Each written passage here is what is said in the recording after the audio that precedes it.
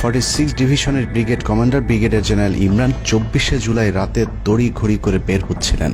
এ সময় পাশ থেকে আরেকজন অফিসার তাকে জিজ্ঞেস করেছিলেন কোথায় যাচ্ছেন। তিনি তখন বলেছিলেন শিকারে যাচ্ছি।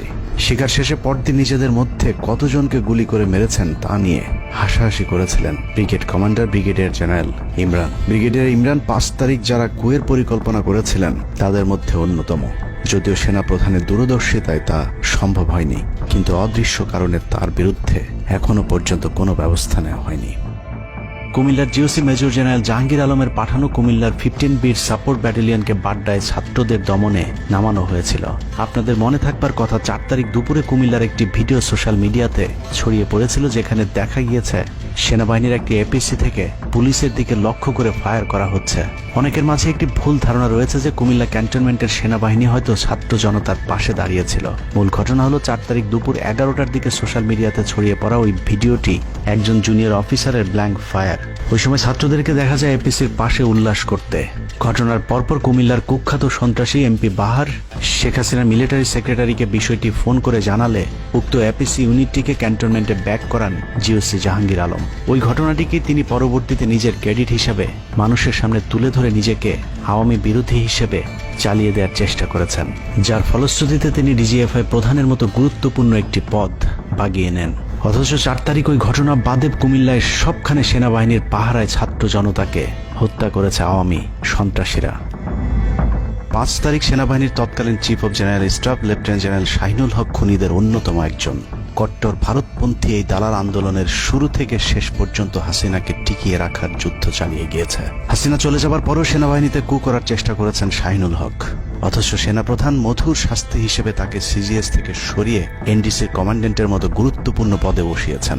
এছাড়া সম্প্রতি আওয়ামী ঘেঁষায় এই কর্মকর্তাকে 15 বছর ধরে যেসব সেনাবাহিনীর কর্মকর্তারা প্রমোশন বঞ্চিত ছিলেন তাদের প্রমোশনের লক্ষ্যে গঠিত কমিটির প্রধান করা হয়েছে তাকে, যে কারণে বঞ্চিত অফিসারেরা শঙ্কায় আছেন ন্যায্য অধিকার ফিরে পাবার।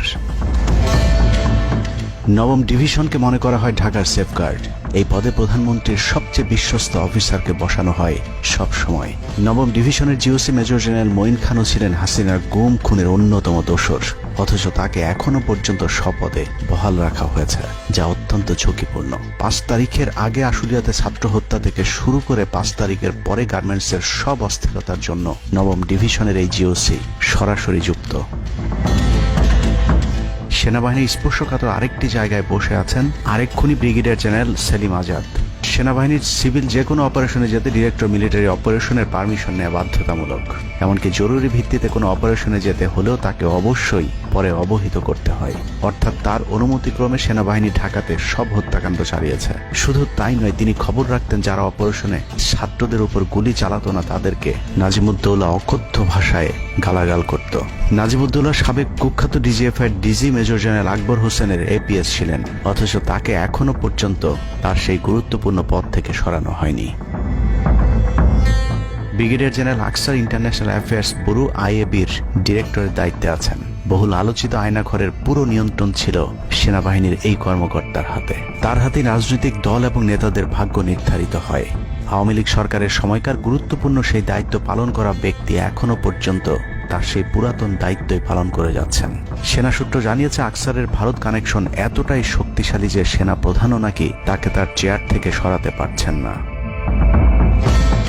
কদমবুচি জেনারেল খ্যাত মেজর জেনারেল মাহবুবুর রশিদ যশোর ডিভিশনের জিওসি সামরিক নিয়ম ভেঙে গোপালগঞ্জের সবার সামনে হাসিনার পা ছুঁয়ে সালাম করেছিলেন major general Mahbubur Rashid. 5 August এবং 7 আগস্ট সেনাবাহিনীর গাড়ি পোড়ানোর পরেও সেনাবাহিনীকে কোনো অ্যাকশনে যেতে দেয়নি সেনাবাহিনীর এই আওয়ামী কর্মকর্তা।